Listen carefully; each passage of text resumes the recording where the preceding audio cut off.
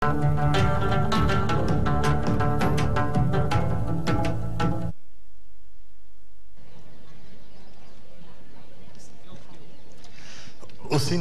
අඩි 300ක් පමණ වුණු පළලින් අඩි 900කටත් වඩා වැඩි මේ වන විට මේ මුළු ලෝක තලයේ කොතැනක ඇවිද බැලුවත් අපට දකින්නට ලැබෙන විස්මිතම චෛත්‍ය රාජානන් වහන්සේ අභියස හිඳ රුවන්මැලි සෑරදුන් වහන්සේ අභියස හිඳ අවසෝදානම් යලිත් වතාවක් තවත් පුණ්‍ය කටයුත්තක් වෙනුවෙන් ඔබව ඒක රාශී කර ගන්නට මේ වෙද්දිත් අප රුවන්මැලි සෑරදුන් වහන්සේ වැඩවසන සලපතල මළුවේ හිඳ දෑ සිසාරා කුමන දෙස බැලුවත් අපට දකින්න ලැබෙන්නේ පින් කරන්නට මේ ස්ථානයට පැමිණ සිටින ජනතාවන් තනි තනිව කණ්ඩායම් වශයෙන් ගම්පිටින් ඇවිත් ඔවුන් දවස පුරාවටම නෙක පින්කම් කරමින් මේ රුවන්මැලි සෑරදුන් වහන්සේගේ ආශිර්වාදය ප්‍රාර්ථනා කරනවා. ඒ ආශිර්වාදය ලැබෙන සියල් දනන් සමග එක්ව අප දැන් සෝදානම් වන්නේ අමාදහර ධර්මදේශනා පින්කමට යොමු වන්නට. කර්මය නම් ක්‍රියාවයි. එය යහපත් සිතින් කුසල සිතින් කරන විටදී මෙලොවදීත් පරලොවදීත් යහපත් කුසල කර්ම ඵල ලබා දෙනවා. ඒ වගේම අකුසල සිතින් කරන ක්‍රියාවන් මෙලොවදීත් පරලොවදීත් අකුසල අවැඩ කර්ම ඵල ලබා දෙනවා. එසේනම් ඔබ සිදු කර යුත්තේ කුමක්ද? ධර්ම මාර්ගයට යොමු වීම, ධර්මය අවබෝධ කර ගැනීමයි. අවබෝධ කළ යුතු ධර්මයේ කුමක්ද කියන වග දැන ගැනීමට අප හැමදාමත් අමාදාර ධර්ම දේශනා වැඩසටහන් තුළින් ඔබට අවකාශය ලබා දෙනවා. අපේ රටේ සිටින ප්‍රකට සහ බහුශ්‍රෘත ධර්මදර යතිවරයන්න් වහන්සේ වෙත ඇරයුම් කොට උන්වහන්සේගේ ධර්ම දේශනාව හරහා මුළු රටටම දැනුම්වත් වන්නට අවකාශය ලබා දෙනවා. අප ඒ අරමුණ පෙරදැරිව අද දුරුතුපුර පසළොස්වක පොහොය දවසේ තමාදහර පුණ්‍යවන්ත ධර්ම දේශනාමය පින්කම ආරම්භ කරන්නට සූදානම්. මේ වන විට මහා මෙවුනා උයනේ මහා මේඝ වනෝද්‍යානයේ මේ රුක්ෂ සෙවන යට හිඳ අප ධර්ම දේශනාව සිද්ධ කරන්නට සූදානම් සිටින්නේ අපේ ගෞරවනීය ස්වාමීන් වහන්සේ විසින්. උන්වහන්සේ අනුරාධපුර බෝසෙවන ධර්ම පරිශ්‍රණාධිපති ස්වාමීන් වහන්සේ ශාස්ත්‍රපති පූජ්‍යපාද නාරම්පනාවේ නන්දරතන අපේ හාමුදුරන් වහන්සේ. අපි සවම සාධු නාද නංවමින් අපේ හාමුදුරන් වහන්සේට ධර්ම දේශනාමය පුණ්‍ය කර්මය සඳහා සමාරාධනා කරමු. समन्ता चक्रवालेषु अत्र गच्छन्तु देवता सद्धम्मं मुनिराजस्स सुनन्तु सग्ग मोक्खदं ධම්මං ශ්‍රවණ කාලෝ අයං බදන්තා ධම්මං ශ්‍රවණ කාලෝ අයං බදන්තා ධම්මං ශ්‍රවණ කාලෝ අයං බදන්තා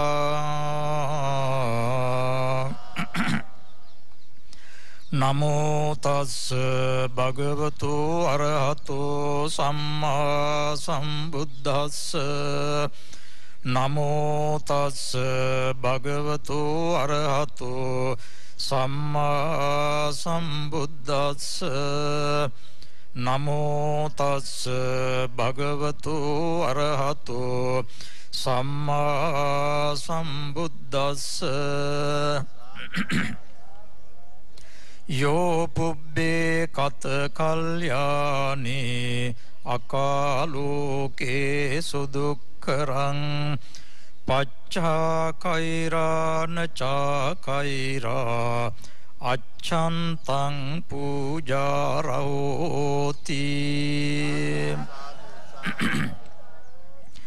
ධර්ම ශ්‍රවණාබිලාසී වාසනාවන්ත උපාසක උපාසිකාවරුනි, සදහවත් පින්වතුනි පින්වතියනි, ලෞතර සම්මා සම්බුදුරජාණන් වහන්සේගේ ද්‍රෝණයක් පමණ සර්වඥ ධාතුන් වහන්සේලා තැන්පත් ඓතිහාසික ස්වර්ණමාලී චෛත්‍ය රාජානන් වහන්සේ අභියස සිට අද මේ දුරුතුපුර 15ක් පොහොය දවසේ සිල් සමාදන් වීම සඳහා මේ ස්ථානයට පැමිණ සදී පැහැදී සුදු වතින් සැරසී සිල් සමාදන්ව සිටින මේ උපාසක උපාසිකා පිරිස වගේම සමස්ත ලංකාවාසී ලෝකවාසී ජනතාව ධර්ම ශ්‍රවණය කිරීම සඳහා සදී පැහැදී සිටින වේලාව මේ වෙලාවේ මේ වර්ෂයේ පළවන පුර 15ක් පොහොය දවස බුදු දහම පිළිබඳ හිතලා ධර්මානුකූල තීරණයක් අරගෙන මේ ලැබුවා වූ අවුරුද්ද වාසනාවන්ත අවුරුද්දක් කරගන්න අදිෂ්ඨාන සීලීව අදිෂ්ඨාන පෙරදැරිව කටයුතු කරන්නට වටිනා මොහොතක්. ඒ නිසා ජීවිතය පිළිබඳ හැරිලා බලලා ලෝකයේ පිළිබඳ අවධානය යොමු කරලා ප්‍රඥාවෙන් යුක්තව සිහි බුද්ධියෙන් යුක්තව ජීවිතය ගොඩනගා ගැනීමට ජීවිතය දෙසට යොමු විය යුතු අවස්ථාවක්. මෙලොව හා පරලොව දෙලොව වශයෙන්ම අපි නිරන්තරයෙන්ම ජීවිතයේ ගොඩනගා ගන්නට ඕන. මේ ගොඩනගා ගන්නවා කියන එක අර්ථවත් වචනයක්. දැන් අපි දන්නවා ලෝකේ විවිධ සතුන් ඉන්නවා. ඔවුන්ගේ ජීවිතයේ ගොඩනැගීමක් නැහැ. ඒ ස්වභාව ධර්මානුකූලව වැඩෙනවා පමණයි. නමුත් මිනිසුන්ට පුළුවන් ජීවිතයේ කායික මානසික දෙපැත්තෙන්ම වර්ධනය කරගන්න ගොඩනගා ගන්න. ඒ නිසා බුදුරජාණන් වහන්සේ දේශනා කරපු හොඳම ක්‍රමය තමයි ධර්මානුකූලව ප්‍රඥාවෙන් යුක්තව තම තමන්ගේ වටපිටාව හැකියාව කුසලතාවය මේවා අනුව ජීවිතය සකස් කරගන්නට ඕන කියන බව. පඤ්ඤා ජීවින් ජීවිත මාහු සෙට්ටං කියලා බුදුහාමුදුරු දේශනා කරනවා. ප්‍රඥාවෙන් ජීවත් වීම තමයි ශ්‍රේෂ්ඨම ජීවත් වීම කියලා. එහෙමනම් අපි හැම දෙනෙකුටම නුවණක් තිබෙනවා ප්‍රඥාවක් තිබෙනවා. එතන මිනිසා ඒ ප්‍රඥාවෙන් ප්‍රයෝජන ගත යුතු කෙනෙක්. දැන් විවිධ සත්තු විවිධ අංගෝපාංගයන්ගෙන් ප්‍රයෝජන ගන්නවා. අං තියෙන සතුන් අඟෙන් ප්‍රයෝජන ගන්නවා. ඒ විදිහට මිනිසාට තියෙන උසස්ම ධනය බලය ශක්තිය තමයි ප්‍රඥාව. ඒ නිසා මිනිසුන් හැටියට ප්‍රඥාවෙන් වැඩ ගන්න ඕන. එහෙම නැතුව කල්පනාකාරීව ක්‍රියා කරන්නේ නැතිව ක්‍රියා කරනවා නම් ඒක මනුස්සකමට ප්‍රමාණවත් වෙන්නේ නැහැ. ඒ නිසා මේ අවස්ථාවේදී බුදුදහම පිළිබඳ ලෝකයටම මිනිස් ජීවිතයේ වාසනාවන්ත කර ගැනීමට දියුණු කර ගැනීමට ලෝකයටම ශ්‍රේෂ්ඨම උපදේශයක් ලබා දුන්න ආදර්ශමත් ශ්‍රේෂ්ඨම උතුමාණන් වහන්සේ ශාස්ත්‍රුන් වහන්සේ තමයි ලෞතර බුදුරජාණන් වහන්සේ. එහෙමනම් ඊට වැඩිය ආදර්ශයක් අපිට නැහැ. ඒ නිසා පරමාදර්ශී වූ බුදු පියාණන් වහන්සේගේ ධර්මය උන්වහන්සේගේ චරිතය අපේ ජීවිතයේ ගොඩනගා ගන්නට වටිනාම ආදර්ශයක් බවට පත් වෙනවා. ඒ නිසා අපේ බෞද්ධ පින්නතුන් කවදත් බුදුදහම ඒ වගේම බෝධිසත්ව චරිතය බුද්ධ චරිතය අනුගමනය කරමින් කටයුතු කරන පිරිසක්. ඒ නිසා මේ අවස්ථාවේදීත් ඒ බුදුරජාණන් වහන්සේ දේශනා කොට වදාළ ඒ ධර්මානුධර්ම ප්‍රතිපත්ති පිළිබඳ කල්පනා කරලා මිනිස්යන් හැටියට බෞද්ධයන් හැටියට අපේ ජීවිතය මනාව ගොඩනගාගෙන කාටවත් කරදරයක් හිරිහැරයක් පීඩාවක් නැතුව තමන්ගේ දියුණුව අභිවෘද්ධිය මෙලොව හා පරලොව වශයෙන් සලසා ගැනීමේ වගකීම තේරුම් අරගෙන මේ කෙටි වූ කාල සීමාව තුල නැත්නම් අපිට ලැබිලා තියෙන මිනිස් ආයුෂ ප්‍රමාණය බොහොම ටිකයි. ඒ කෙටි වූ ජීවිත කාලය තුල අපි යහපත් ඵලයක් නෙලා ගන්න ඕන. ඒ ඵලය තමයි ගලාගෙන යන ගංගාවකින් දියදෝතක් අරගත්තොත් ඒක අපේ ප්‍රයෝජනයට සැලසෙනවා වගේ මේ ගෝර වූ සංසාරේ ගමන් කරන අපි අනන්ත අප්‍රමාණ දුක් හිරිහැරවලට භාජනය වෙනවා. ඉතින් මේ මනුස්සාත් භාවයක් ලැබලා තියෙන කාලය අපි සංසාර ජීවිතයේ වාසනාවන්ත කාල පරිච්ඡේදයක්. ඒ නිසා ඒ කාලය අපතේ යවන්න නැතුව යහපත් වූ ක්‍රියාවන් වල කුසල ක්‍රියාවන් වල යෙදිලා ඒ කරගන්නා පින්දහම් කුසල කර්ම පමණයි අපට සසර සැපත යහපත පිණිස පවතින්නේ. ඒ නිසා මේ කෙටි වූ ජීවිත කාලය තුලදී අපි නෙලා ගන්නා උසස්ම ඵලය තමයි පින්දහම් සිද්ධ කර ගැනීම. ඒ නිසා පින්නතුනේ අපේ ජීවිත කාලයේ පුරා හැකිතාක් මෙවැනි සීල සමාධි භාවනාදී කටයුතු වල යෙදিলা ඒ වගේම සමාජයේ සෙසු පුද්ගලයන් කෙරෙහි කරුණාව දයාව මෛත්‍රිය ඇති කරගෙන පරහිතකාමීව කටයුතු කරමින් තමන්ගේ දියුණුවත් අභිවෘද්ධියත් සලසාගෙන රටට සමාජයටත් යහපතක් සලසලා හොඳ ජීවිතයක් ගත කිරීමයි බෞද්ධයන් හැටියට මිනිසුන් හැටියට බෞද්ධයන් හැටියට කළ යුතු වෙන්නේ. ඉතින් ඒ නිසා ඒ සඳහා මේ මොහොත ඔබට ඉතාමත් වැදගත් වෙනවා ජීවිතයට යමක් එකතු කරගන්න. අද ඒ දුර්තපුර 15ක් පොහොය දවස ගැන කතා කරනකොට අපට දීර්ඝ ඉතිහාසයක් සිහිපත් වෙනවා. ලෞතර සම්මා සම්බුදුරජාණන් වහන්සේ ප්‍රථම වතාවට ලංකාවට වැඩම කළේ ඒ දුර්තපුර 15ක් පොහොය දවස මහියංගන ප්‍රදේශයට වැඩම කරලා එදා ලංකාවේ වාසය කරපු ඒ යක්ෂ ගෝත්‍රිකයන්ට ධර්ම දේශනා කරලා ඔවුන් සුවපත් කළා. ඉතිහාසයේ සඳහන් වෙනවා යක්ෂයන් පළවා හැරියා කියන කතාව. ඒක අපි බුද්ධිමත්ව තේරුම් ගන්න ඕන. පෙර කාලේ අපේ රටේ වාසය කරපු නිජබිම් කරගෙන හිටපු ජන කොටස් 3ක් පිළිබඳ මානව ඉතිහාසයේ සඳහන් වෙනවා. ඒ තමයි යක්ෂ ගෝත්‍රික පිරිස, නාග ගෝත්‍රික පිරිස, දේව ගෝත්‍රික පිරිස. මේ ගෝත්‍ර නැත්නම් කොටස් 3ක් වාසය කරලා තිබෙනවා. එයින් මේ යක්ෂ කියන කොටස ටිකක් දරුණු රළු පරළු පිරිසක්. ඒතර එදා බුදුරජාණන් වහන්සේ ලංකාවට වැඩම කරලා ඒ යක්ෂ ගති පහ කළා.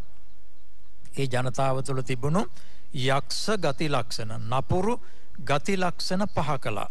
ඒක තමයි යක්ෂයන් පළවා හැරියා කියන එකේ අර්ථය. ඉතින් ඊට පස්සේ ඔවුන් සුවපත් පිරිසක් බවට රටට ප්‍රයෝජනවත් පිරිසක් බවට පත් වුණා. ඒ විදිහටයි අපි තේරුම් ගත යුත්තේ. එහෙම නැත්නම් බුදුහාඳුරු කාටවත් අවිහිරයක් පීඩාවක් හිංසාවක් කරන කෙනෙක් නෙමෙයි. ඒතර ඔවුන් බුදුරජාණන් වහන්සේ කෙරෙහි නම්මා ගැනීම සඳහා උන්වහන්සේ ප්‍රාතිහාර්ය බලය යොදාගෙන තිබෙනවා. උන්වහන්සේට 이르දි ප්‍රාතිහාර්ය ශක්තිය තිබුණා. ඒ නිසා යම් යම් අවස්ථාවල මේ පින්නතුන් දන්නවා ශාක්‍යයන්ගේ මානෙ බිඳීම සඳහා ප්‍රාතිහාර්ය ශක්තිය යොදාගත්තා. ඒ වගේ එදා ඒ යක්ෂයන්ගේ නපුරු ගති ලක්ෂණ නැති කිරීම සඳහා බුදුරජාණන් වහන්සේ ප්‍රාතිහාර්ය ශක්තිය යොදාගෙන ඔවුන් සුඛිත පිරිසක් බවට යහපත් මානසික ගුණාංගයන්ගෙන් යුක්ත පිරිසක් බවට පත් කළා. අර රළු පරළු ගතිය නැති කළා කියන එකයි අප තේරුම් ගත යුතු වෙන්නේ. ඒ වගේම ඒ දෙවියන් වාසය කළා. දෙවියන් හැටියට එදා සැලකුවේ දේව ගෝත්‍රික උසස් වූ මනසක් තිබුණු උසස් හැකියාවන් තිබුණු පිරිසක්. ඒ නිසා සුමන සමන් දෙවියන් පැමිණ ආරාධනාවක් කළා. ඒ දෙවියන්ට කේශ ධාතු මිටක් ප්‍රදානය කළ බව ඉතිහාසයේ සඳහන් වෙනවා වන්දනා කිරීම සඳහා. ඒ වගේම ඒ කාලීට තවත් ගෝත්‍රික පිරිසක් තමයි නාග ගෝත්‍රික විශේෂයෙන් උතුරු කරේ වාසය කරලා තිබෙනවා. පස්සේ කාලයක උන්වහන්සේ ලංකාවට වැඩම කළ වෙලාවේ ඒ චූලෝදර මහෝදර නාරජුන් දෙදෙනා අතර පැවති යුද්ධයක් සමතයකට පත් කළ බව සඳහන් වෙනවා. එහෙමනම් එදත් උන්වහන්සේ සාමය සඳහා ලංකාවට වැඩම කරලා තිබෙන්නේ. ඒ වගේම කැලණියේ මණියක්කික නාගරාජයා බුදුරජාණන් වහන්සේට කැලණියට වඩින්න ආරාධනා කළා.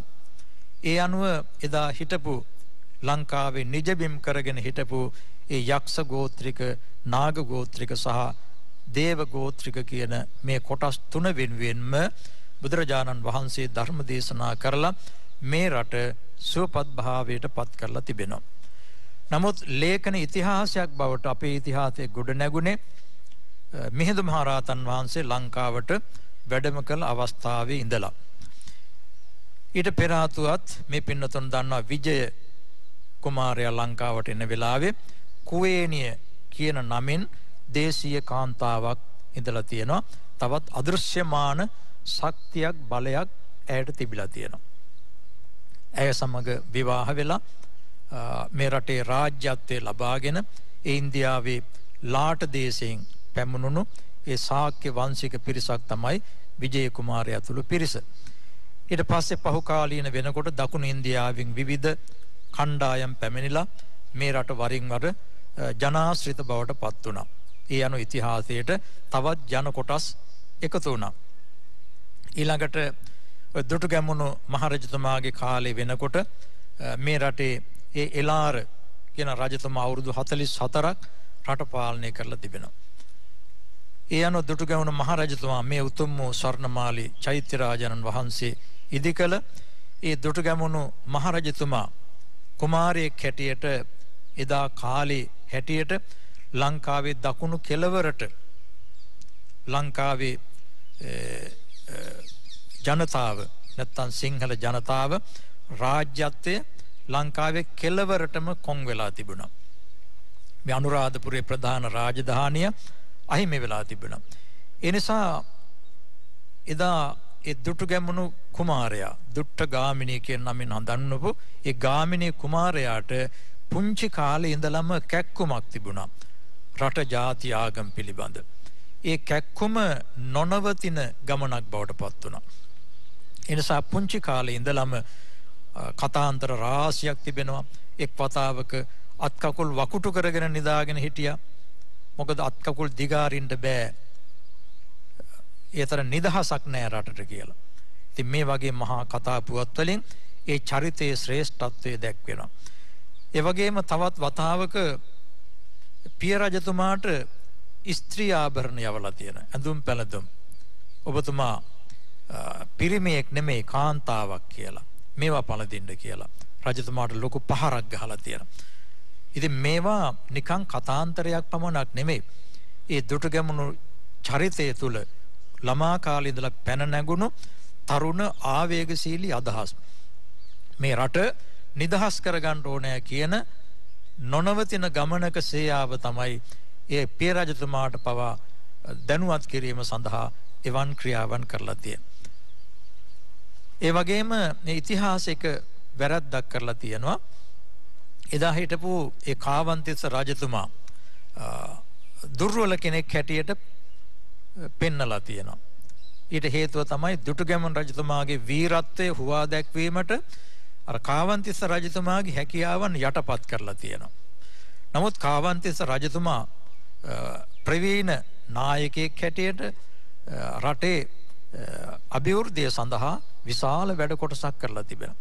ඒ වගේම යුද හමුදා රැස් කරමින් දේශපාලනයේ වශයෙන් කුඩා රාජ්‍ය සමග සහ සම්බන්ධතා පවත්වාගෙන කැලණි රාජ්‍ය සමග ඒ වගේම නැගෙනහිර තිබලා තියෙන සේරු රාජ්‍ය, සෝම රාජ්‍ය කියලා කුඩා රාජ්‍ය මේවා සමග සහ සම්බන්ධතා තබාගෙන ඔය දීඝවාපිය කියන ප්‍රදේශයේ ගොවිතැනින් සංවර්ධනය කරලා යුද්ධයකට අවශ්‍ය පසුබිම ගොඩනගලා තියෙනවා. එහෙම කරලා ඒ සම්පතොත් ප්‍රයෝජනයට අරගෙන දුටුගැමුණු කුමාරයා රට එක්සේසත් කරලා මේ රට නිදහස් කරගත්තා. ඒ නිදහස් කරගත්තට පස්සේ මේ දුටුගැමුණු රජතුමා ඊටාම ශ්‍රද්ධාවෙන් බලවත් රජ කෙනෙක්. මෙන්න මේක හුඟක් අය අමතක කරලා තියෙනවා. හැම වෙලාවකම එතුමා භික්ෂුන් වහන්සේ නමකට දානෙ දීලා තියෙනවා. දකුණු කෙළවරේ ඉඳලා භික්ෂුන් වහන්සේලා 500ක් පෙරහැරේ වැඩමවාගෙන ඇවිල්ලා තියෙනවා. ඒ වැඩමවාගෙන ආවේ උන්වහන්සේලාට මහා සංඝරත්නය ගම්බිම් හදලා දකුණු කෙළවරේ ඉඳලා අනුරාධපුරයේ දක්වා තැනින් තැන ගම්බිම් ඉදි කරලා භික්ෂුන් වහන්සේලා නවත්තලා ඒ ජනතාව ඒ හරහා එක්රොක් කරලා තමයි අනුරාධපුරයේ දක්වා පැමිණලා තිබෙන්නේ. එතන සිටත් එතුමා භාවිතා කරපු කුන්තායුධයේ සර්වඥ ධාතුන් වහන්සේ නමක් තැන්පත් කරගෙන නිතර වන්දනා කරලා තියෙනවා. යුද පිටියට පවා ඒ සර්වඥ ධාතු සහිත කුන්තායුධය හැම වෙලාවකම තබාගෙන බුද්ධ පූජා පවත්වලා තියෙනවා. භික්ෂුන් වහන්සේලාට දන් දීලා තියෙනවා. එහෙම කරලා යුද්ධය අවසන් කරලා එතුමා ඒ භාවිතා කරපු ජය කොන්තය බිම හිටවලා එතුමා අදිෂ්ඨාන කළා ආය කවදාවත් මේක ගන්නෙ නෑ. මම ආය යුද්ධ කරන්නේ නෑ. මෙතෙන් සිට මාගේ ව්‍යායාමයේ හුදෙක් රජසැප පිණිස නොව සම්බුද්ධ ශාසනයේ චිරස්ථිතිය සඳහායි කියන සටන් පාඨයත් එක්ක තමයි එතුමා දකුණේ ඉඳලා ආවේ. ඇවිල්ලා රට එක්සේසත් කරලා අර කුන්තායුධයේ බිම හිටවලා එතන තමයි මිරිස වැටි දාගැබ ඉදිකලේ ආයේ මේ කුන්තායුධය යුද්ධයකට ගන්නෙ නෑ කියලා.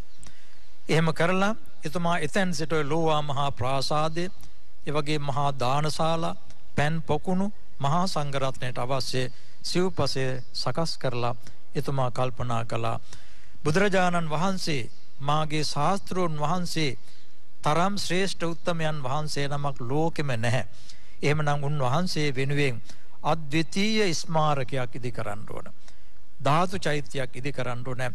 කිසිම කෙනෙකුට නොදැවෙන මහා ස්මාරකයක් ඉදි කරන්න ඕන කියන අදහසින් තමයි මේ ඔබ දකින මහා රුවන්වැලි සෑය ඉදි කරනු ලැබුවේ.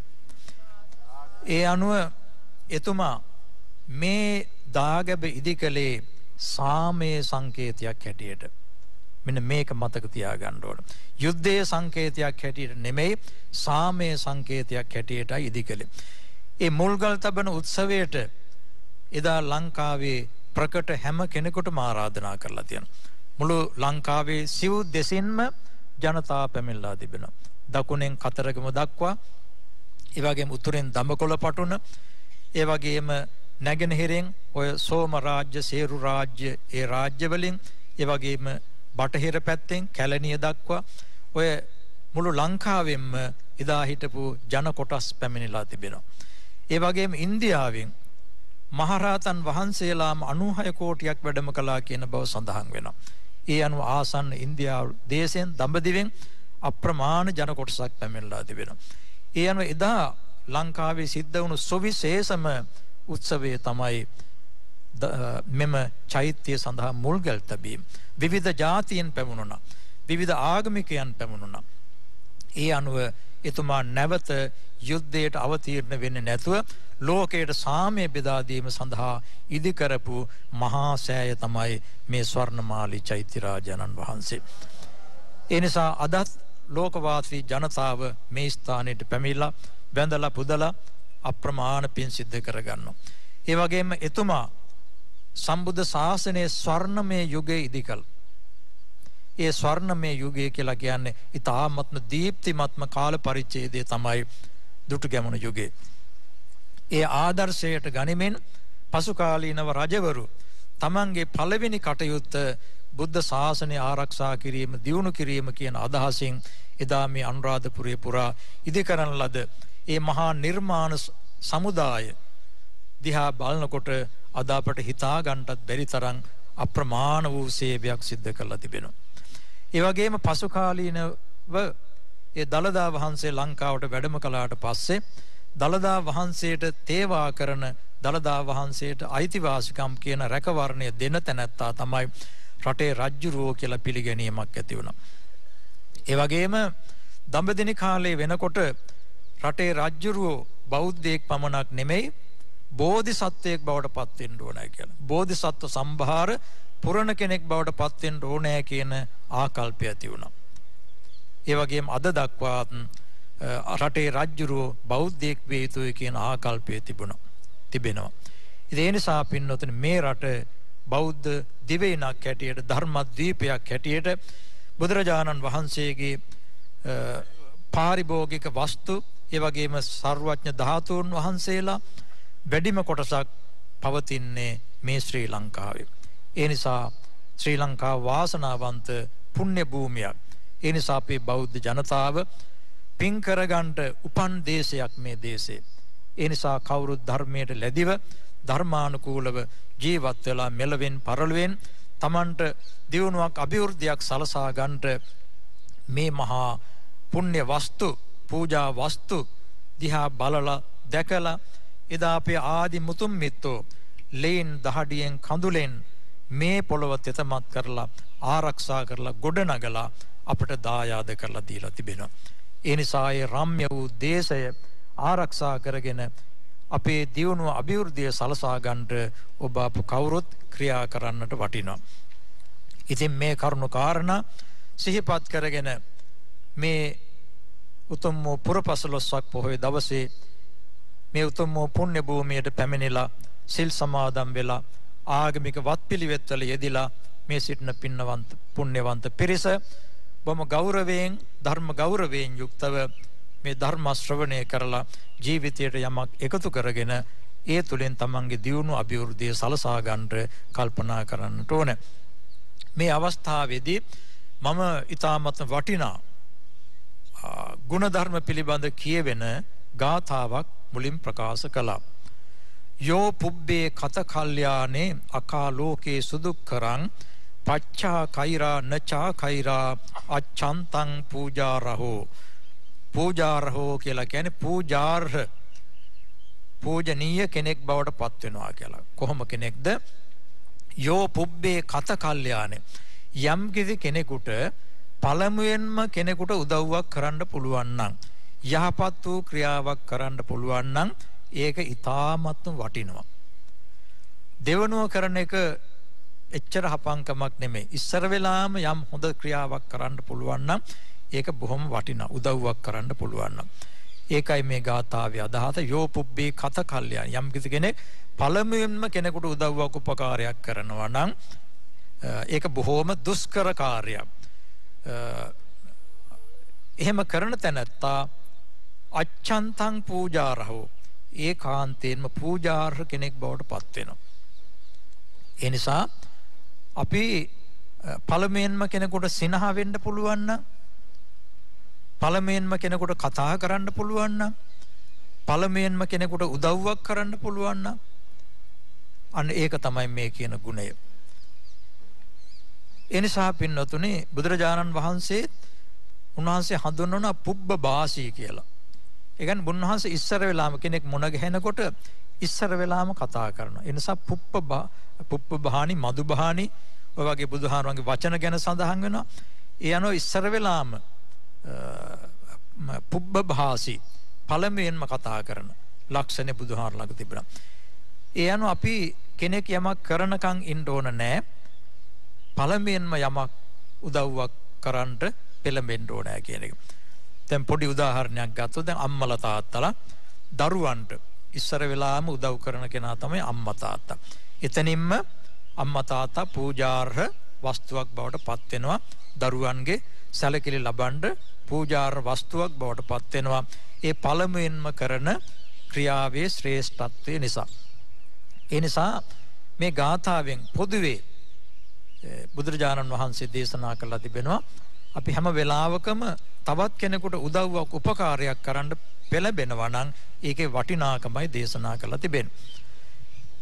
මේ වගේම තව සංස්කෘත කියමනක් තිබෙනවා අනිත් අයට පිහිට වීම උදව් උපකාර කිරීම පරෝපකාරයේ පිළිබඳ බොහොම වටිනා ශ්ලෝකයක් සඳහන් වෙනවා.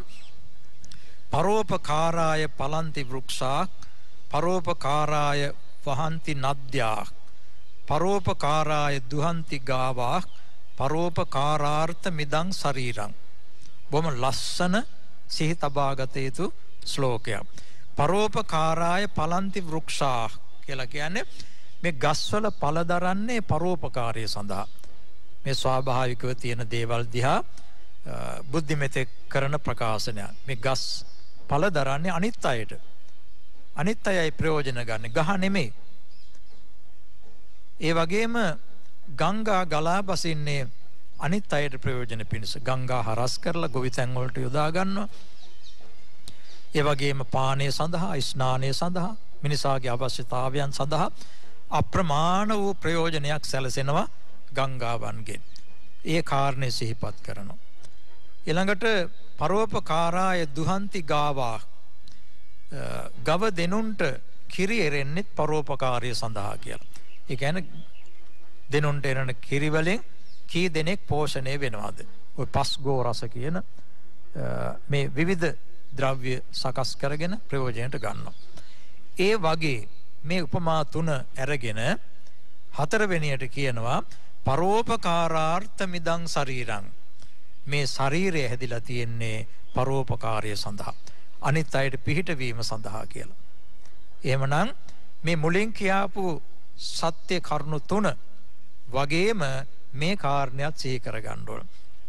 මොකද ගස් පළ දරන්නේ පරෝපකාරය සඳහා, ගංගා ගලා බසින්නේ පරෝපකාරය සඳහා, දෙනුන්ට කිරි එරෙන්නේ පරෝපකාරය සඳහා, අපට ශරීරය ලැබිලා තියෙන්නේ පරෝපකාරය සඳහා. එහෙමනම් පින්නතුනේ ජීවත් වන මිනිසා මේ කරුණ ගැන කල්පනා කරන්න ඕන. අපි අනිත් අයට උපකාර කරන්න ඕන, පිහිට වෙන්න ඕන. දැන් බුදුරජාණන් වහන්සේ තමයි පරාර්ථකාමීත්වයේ ප්‍රතිමූර්තිය, පරෝපකාරයේ ප්‍රතිමූර්තිය. උන්වහන්සේ සාරාංශක කල්පලක්ෂයක් මුළුල්ලෙහිම පාරමී ධර්ම පුරමින් උන්වහන්සේ සිද්ධ කළේ පරෝපකාරය, අනිත් අයට පිහිටවීම. උන්වහන්සේට තනිවම මේ සසරින් එතර වෙන්න තිබුණා සාරාංශක කල්පලක්ෂයකට පෙර. දීපංකර බුදුරජාණන් වහන්සේගේ කාලේ උන්වහන්සේගෙන් බණ අහලා රහත් වෙන්න පුළුවන්කම තිබුණා.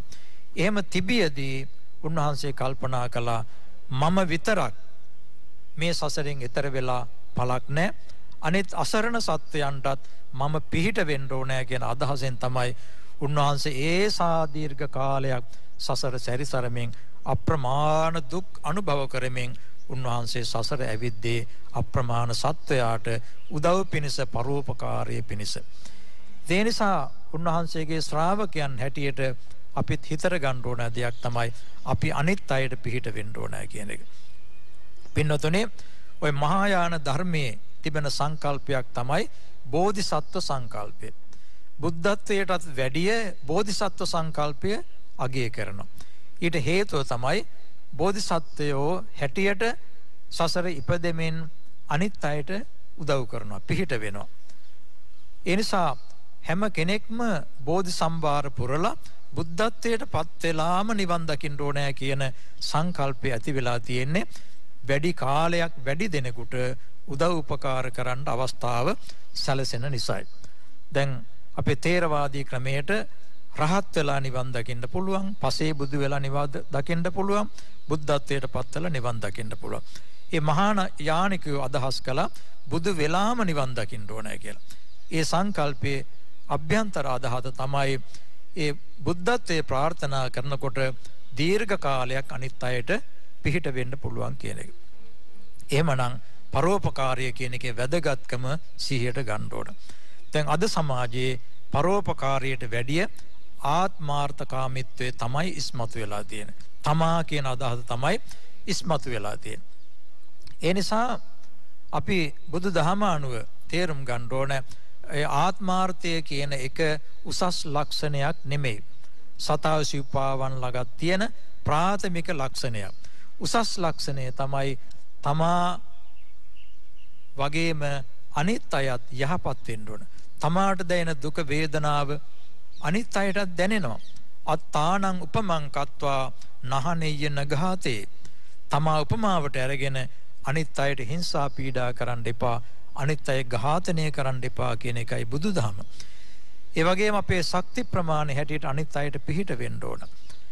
දැන් අද වෙලා තියෙන්නේ අද බොහෝ දෙනා ආත්මාර්ථය තමා පමණක් ගැන කල්පනා කරලා, තමන්ගේ පවුල පමණක් ගැන කල්පනා කරලා කටයුතු කරන එක. ඒ නිසා තමයි අද ගැටලු ප්‍රශ්න වැඩි වෙලා තියෙන්නේ. ඒ නිසා මේ ආත්මාර්ථකාමීත්වය අඩු වෙන තරමට ගැටලු ඇති වෙනවා. ටිකක් හිතලා බලන්න.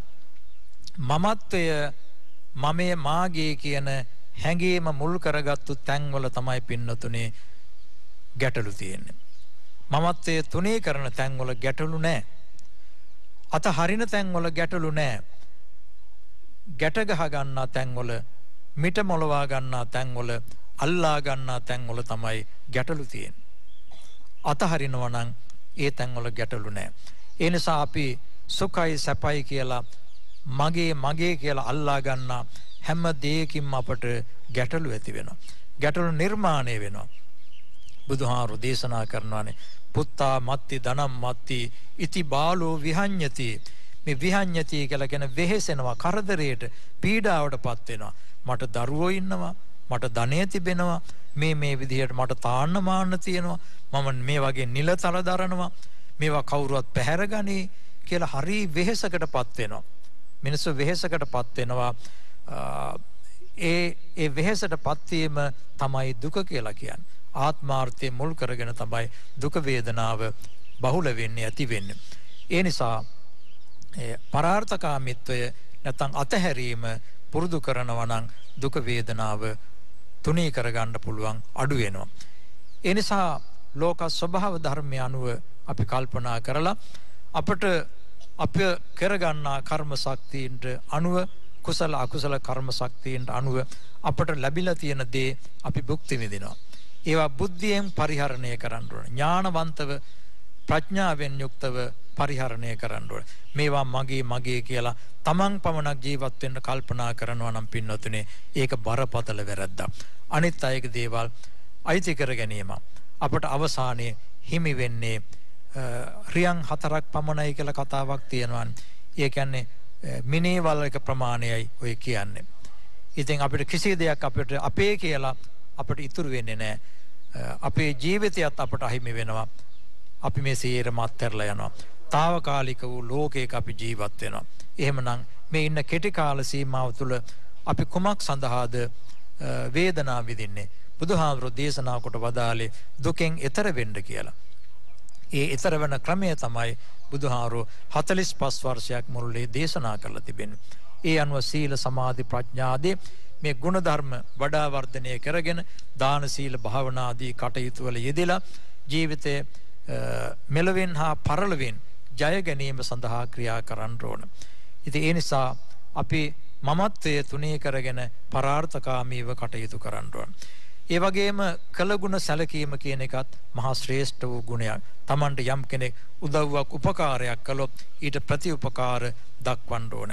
බුදුරජාණන් වහන්සේ බෝමැඩ මුලදී උන්වහන්සේට සිත එකඟ කර ගැනීමට සෙවණ දුන්න ඒ බෝධීන් වහන්සේට උපකාරයක් හැටියට බෝධීන් වහන්සේ දෙස දැස් නොපියා බලාගෙන හිටියා. ඒ ආදර්ශය අනුව උන්වහන්සේ පෙන්වා වදාළේ අපිට යම් කෙනෙක් උදව්වක් උපකාරයක් කළොත් ඒකට අපි ප්‍රතිඋපකාර දක්වන්න ඕනෑ කියන බව. අපේ ජන සමාජයේ තිබෙනවා අපි ගහක් යට හෙවණකට වාඩි වෙලා ඉඳලා අපි ගහක අත්තක් කොළයක් හෝ කඩන්න හොඳ නෑ කියලා. යස්ස රුක්ඛස්ස ඡායාය නිසී දෙය්‍ය සයයවා න තස්ස සාකං බංජෙය මිත්ත දුබ්බෝහි පාපකෝ කියලා බුදුහාමුදුරු දේශනා කළා තියෙන. යම් කෙනෙක් ගහක් යට ඉඳලා ඒ යනකොට ගහක අත්තක් කොළයක් හෝ කඩලා විනාශ කරලා යනවා නම් ඒක මිත්‍රද්‍රෝහී වැඩක් කියලා. ඒ නිසා අපට උදව් උපකාර කරන අය අපි අමතක කරන්න හොඳ නැහැ. අපි යම් වෙලාවක යට ප්‍රතිඋපකාර දක්වන්න ඕන. ඒ වගේම මිනිසුන් හැටියට අපි මිනිසුන්ට සතා සිව්පාවට පරිසරයට ආදරය කරන්න ඕන. ගහකොළ වලට ආදරය කරන්න ඕන. සතා සිව්පාවට ආදරය කරන්න ඕන. තමන්ගේ දරුවන්ට පමණක් නෙමෙයි මුළු ධාරක සංහතියටම අපි ආදරයේ සෙනහස දක්වන්න ඕන. ඒ සියල්ලට නැගී හිටින්න අත දෙන්න ඕන, උදව් කරන්න ඕන. ඒ වගේම ජාතීන් හැටියට ලෝකය ගත්තාම අද ලෝකේ බොහොම කුඩයි. අපිට විවිධ වූ ජන කොටස් අපට එකතු වෙනවා, ආශ්‍රය කරන්න ලැබෙනවා. ඒ නිසා මානව දයාව, සත්ව දයාව ඇති කර ගන්න ඕන. ඇති කරගෙන මුළු ලෝකයත් සමග අපි එකමුතුව සාමයෙන් සමාදානයෙන් අපි ජීවත් වෙන්න ඕන. මා මුලින් සඳහන් කළා මේ ස්වර්ණමාලි චෛත්‍ය රාජානන් වහන්සේ සාමයේ සංකේතයක් හැටියට ඉදි කළා කියන එක. එහෙමනම් අපි මේ වගේ ස්ථානයකට පැමිණිලා මේ වන්දනාමාන කිරීමෙන් සිල් සමාදන් වීමෙන් බණ භාවනා කිරීමෙන් ඒ වගේම ධර්ම ශ්‍රවණය කිරීමෙන් ජීවිතාබෝධය ලබාගෙන අපි අපේ ජීවිත වඩා වාසනාවන්ත කර ගැනීමට ඒ වගේම අපේ ජීවිතය අපේ ශරීරය රටට දැයට සමයට ප්‍රයෝජනවත් බවට පත් කරන්න ඕන කාටත් ප්‍රයෝජනවත් පුද්ගලයෙක් බවට පත් කරන්න ඕන ඒ වගේම අපේ හැකි ආකාරයෙන් පින්දහම් සිද්ධ කරගෙන අපේ මෙලෝ ජීවිතයත් වාසනාවන්ත කරගෙන පරලෝ ජීවිතයත් වාසනාවන්ත කරගෙන අපේ ආගම ධර්මයට අනුව දර්ශනයට අනුව අපේ අවසාන විමුක්තිය නිවන් දැකීම ඒ නිවන් දැකීම සඳහා අපි කරගන්නා කුසලානිසංස ධර්මයන් හේතු වාසනා වේවා කියන ප්‍රාර්ථනාවෙන් කටයුතු කරන්නට ඕන. ඒ අනුව අද දවසේ මේ උතුම් වූ ස්වර්ණමාලි චෛත්‍යරාජානන් වහන්සේ අභියසට පැමිණලා මේ සිල් සමාදන් වෙලා බණ භාවනා කිරීම ආදී කටයුතු වල නිරත වීමෙන් ඔබ හැමදෙනාම සිද්ධ කරගන්නා පින් හේතු කරගෙන හැමදෙනාටම මෙලව සිත සාන්තිය සතුට සම්පතිය අසීසුර උදා වේවා. උතුම් වූ ජයශ්‍රී මහා බෝධීන් වහන්සේගේ පිහිටෙන් ස්වර්ණමාලි චෛත්‍යරාජානන් වහන්සේ ඇතුළු අටමස්ථාන සොළොස්මස්ථාන ආදී පුණ්‍ය ස්ථානයන්ගේ පුණ්‍යානුභාවයෙන් හැමදෙනාටම සිතක් සාන්තියක් සැනසෙල්ලක්ම වේවා. ඒ වගේම අටමස්ථානාධිපති ගෞරවනීය නායක මාහිම්පාණන් වහන්සේ ස්වර්ණමාලි චෛත්‍යාරාමාධිකාරීට ගෞරවතර නායක හාමුදුරන් වහන්සේ ඇතුළු මහා සංඝරත්නයටත් තව තවත් සම්බුද්ධ ශාසනය වෙනුවෙන් ක්‍රියා කිරීමට උන්වහන්සේලාට ශක්තිය ධෛර්ය බලය ලැබේවා. ඒ වගේම අද දවසේ මෙම ධර්ම දේශනාවේ දායකත්වයේ දරන කරුණා දිසානායක මැතිතුමිය එතුමියගේ ආදරණීය මව්පියන් සිහිපත් කරලා දෙමාපියන්ට පින් දීම සඳහා මේ දායකත්වයේ දරනවා. ඒ වගේම ලීලාරත්න අඹේපිටිය මහත්මයා කීර්තිලතා අඹේපිටිය මහත්මිය ඇතුළු මේ පින්වත් සියලු දෙනා මේ සඳහා දායකත්වයේ දරනවා. ඔබ සියලු දෙනාගේම නමින් මියගිය සියලු දෙනාටමත් මේ පින් හේතු කොටගෙන දෙව් මිනිස් සැප කෙලවර උතුම් වූ නිර්වාණ සම්පත්තියම සාක්ෂාත් වේවා කියලා ප්‍රාර්ථනා කරන්න හැම දිනාටම සම්මා සම්බුදු සරණයි. ඉත්තාවතාච අම්මේහි සම්බතං පුඤ්ඤ සම්පදං සබ්බේ දේවා අනුමෝදන්තු සබ්බ සම්පත්ති සිද්ධියා.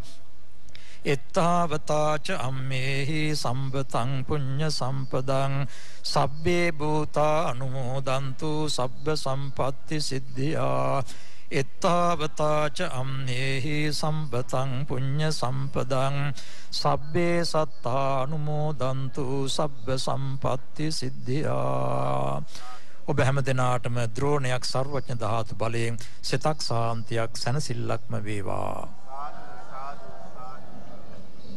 අලුත් අවුරුද්දේ අලුත් බලාපොරොත්තු ඇතුව පළවෙනි පොහෝ දින දුරුතුපුන් පසළොස්වක පොහෝ දින රුවන්වැලි මහා සෑරදුන් අභියස සිඳ තමයි අද දවසේදී අමාදහර වැඩසටහන ඔබට තිලින කරන්නේ. අමාදහර වැඩසටහනේ ජීවිතයට එකතු කරගන්නට හැකි දෑ මොනතරම් නම් අපි ඔබට ඉදිරිපත් කරනවාද? ධර්මදේශනාමය පුණ්‍ය කර්මයේ පුරාවටම ඔබට දැනුනේ, ඔබට හැඟුනේ, ඔබට ඇසුනේ මේ යහපත් කාරණා. යහපත් කාරණා වලින් ජීවිතේ පුරවා ගන්නට නම් ධර්ම ශ්‍රවණය අත්‍යවශ්‍ය සාධකයක්. ධර්ම ශ්‍රවණයට අපට අවකාශය ලැබෙන්නේ ධර්මදේශක ස්වාමීන් වහන්සේගේ වැඩමවීම නිසා. අපේ හාමුදුරන් වහන්සේ ශාස්ත්‍රපති පූජ්‍යපාද නාරම්පනාවේ නන්දරතන හාමුදුරන් වහන්සේ වෙත අපි සැවොම සාදු නාද නංගමින් අපේ ගෞරවය මේ අවස්ථාවේදී ප්‍රකට කොට සිටිය යුතුමයි. යලිත් අමාදහර දහම් සභාවට ගොඩවන්නට තවත් මිනිත්තු කිහිපයකින් අප ඔබේ නිවසට පැමිණෙන්නට සූදානමින් සිටිනවා. ඔබ දන්නවා උදෑසන 6ට ආරම්භුණු අමාදහර වැඩසටහන තවමත් අඛණ්ඩව සිද්ධ වෙමින් පවතිනවා. ඔබේ ජීවිතයේ යහපත් දෑ රාශියක් ඒක රාශී කරමින් ඒ අරමුණම ඉෂ්ට කරන්නට තවත් මිනිත්තු ගණනාවකින් යලිත් ඔබත් සමගින් ඒකාත්මිකව අමාදහර දහම් සභාවට ගොඩවීමේ අපේක්ෂාවෙන් අප ප්‍රධාන පාලක මැදිරිය සමගින් එක්වනවා රුවන්වැලි සෑරදුන් වහන්සේ වැඩවසන මේ ගෞරවනීය පූජනීය සලපතල මළුවේ හිඳ.